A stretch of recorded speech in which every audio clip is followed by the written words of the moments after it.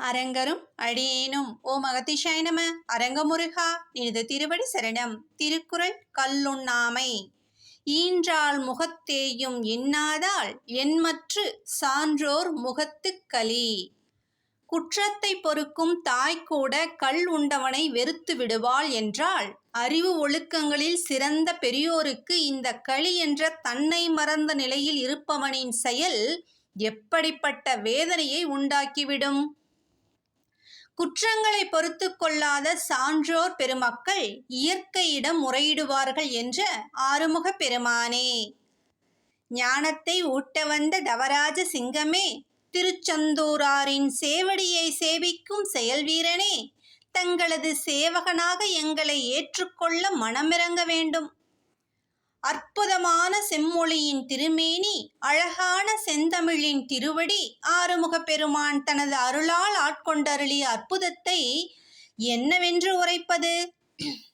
சிவஞானம் பெருகி சரவண ஒளிச்சுடரில் அடியவர்கள் எந்நாளும் மகிழ்ந்திருக்க தங்களது திருவடியை தந்தருள வேண்டும்.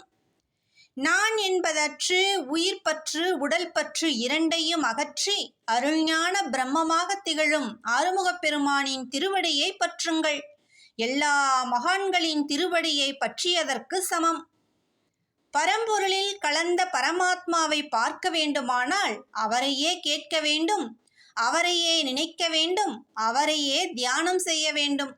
கல் குடிக்காதே, குடித்தவனை நெருங்க விடாதே சான்றோர்களின் வாக்கு. ஐயனே, உமது அருளை பெற உம்மை நெருங்க வேண்டுமெனில் என்ன தகுதி வேண்டும்? முருகா முருகா, எம்மை நெருங்க வேண்டுமெனில் ஒவ்வொரு நாளும் பல பல சவால்களை சந்திக்க வேண்டும். மிகவும் பொறுமையாக இருக்க வேண்டும். மன வலிமையை மிக மிக முக்கியம். எமது பாடத்திட்டங்கள் மிகவும் கடினமானதப்பனே. தேர்வை வைத்த பிறகே பாடம் நடத்துவோம். பாடத்தை பலமுறை படிக்கவும் ஆழ்ந்து சிந்திக்கவும் வேண்டும். உண்மைகள் தெரிந்த பிறகும் நீங்கள் அமைதியாக இருக்க வேண்டும், எதுவும் தெரியாதது போல.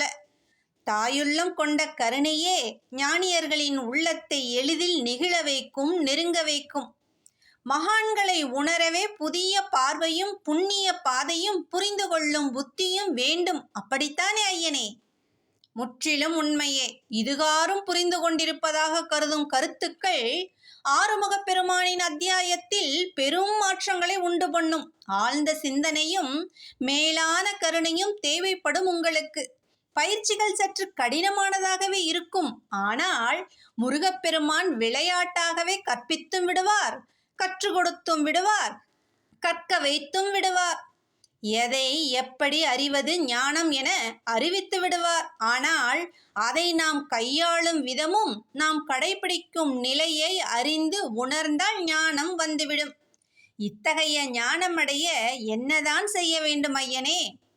பொறுமை வேண்டும் என்றேன் அல்லவா? பொறுமையோடு காத்திருங்கள். மீண்டும் சந்திக்கும் வேளையில் வேலவனின் ஞானத்தை உரைக்கின்றேன். பொறுமையின் சிகரமே, எங்களது புத்திக்கு எட்டவில்லை, பொறுத்தருள வேண்டும். நன்றிகள் ஐயனே. குருவின் அருளோடு பணிவான காலை வணக்கம்.